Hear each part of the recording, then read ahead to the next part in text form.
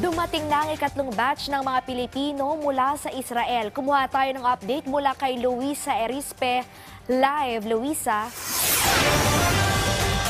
Clazel, nandito nga ako ngayon sa Ninoy Aquino International Airport at kani-kanina lang ay sinalubong natin ang pagdating ng mga overseas Filipino workers na umuwi dito sa Pilipinas mula sa Sigalot sa Israel. Pasado alas 3 ng hapon kanina lumapag sa Pilipinas ang eroplanong sakay ang 25 Pinoy at isang sanggol na umuwi sa Pilipinas mula sa bansang Israel. Ito na ang ikatlong grupo ng mga Pinoy na tinulungan ng pamahalaan na makauwi mula sa gulo sa naturang bansa. Ayon sa Department of Migrant Workers, mula sa iba't ibang lugar sa Israel ang mga umuwing Pinoy ngayong araw. Pero 16 sa kanila ay mga domestic workers at ang iba ay ang mga hotel aides. Si Teresita at Gerald ikinwento ang naranasan nila sa Israel. Bakas pa sa kanila ang trauma at takot na naramdaman nila dahil sa gulo sa naturang bansa. Napanood na namin yung mabalita na gano'n na nga, ang dami na nga namamatay, nakakaawa, may mga Pilipino, may mga ibang lahi din po.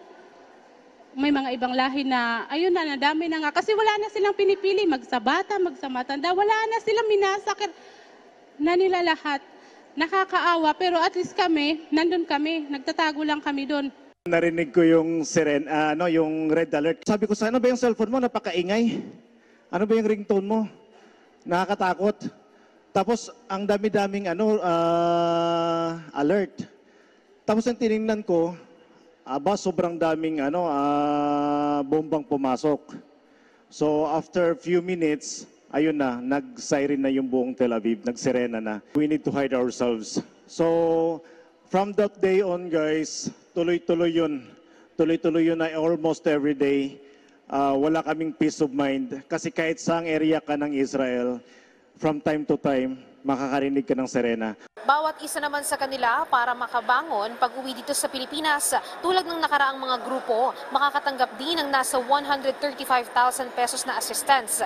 Tig 50,000 mula sa OWA at DMW, 20,000 mula sa DSWD bilang cash assistance at food subsidy at meron ding 15,000 na livelihood assistance.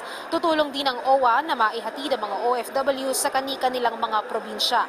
Ayon naman sa DMW, inaasahan na sa mga susunod na araw, posible pang madagdagan ang mga Pinoy na uuwi mula sa Israel dahil nasa 120 pa ang nagsabi na gusto nilang bumalik sa Pilipinas. Ang mga Pinoy naman umano na nahihirapang makatawid mula sa border ng Gaza at Egypt, patuloy pa rin ang negosasyon ng Department of Foreign Affairs para matulungan sila na makatawid.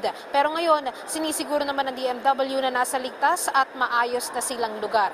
Samantala, Clazel, ngayong itinaas na sa Alert Level 3 naman ang bansang Lebanon, dulot pa rin nga ng sigalot sa pagitan ng Israel at Hamas. Kinumpirma ng Department of Migrant Workers na nasa daan-daang Pilipino na ang napaulat na apektado sa naturang bansa. Dahil dito, bumuo na ng task force ang departamento na aalalay sa mga Pilipino sa Lebanon. Nagtayo po tayo ng isang task force na kung saan may kaugnayan po ito sa pakikipag-usap natin doon sa mga kasama po natin sa Lebanon. No? Handa po ang ating government sa pagbibigay ng mga kakailanganing tulong at handa po tayong i-repatriate po sila. May mga tinatawag na pong mga evacuation routes at yun po ang susundin natin.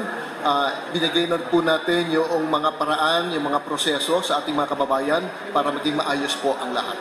Tulad naman ng ginagawa sa Israel, kinakasana rin ng pamahalaan ang voluntaryong pagpapauwi sa mga Pilipino sa Lebanon.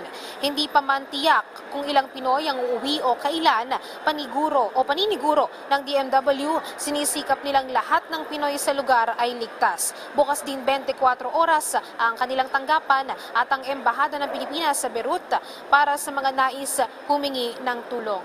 Clazel, bukod naman sa cash assistance, makakatanggap din ng psychosocial assistance sa mga OFWs na umuwi mula sa Israel dahil ayon nga sa DMW, ang ilan nga sa kanila ay may nararanasan pa rin o bakas pa rin ang trauma sa kanilang mga mata. Yung iba nga ay hindi na tinutukan pa o pinayagan na tutukan pa ng kamera dahil nga ang ilan sa kanila natatakot pa sa maliliwanag na sobrang na ilaw dahil nga dun sa kanilang trauma na naranasan sa Israel. At yun muna ang latest mula rito sa NAIA. Balik muna sa iyo, Clazel.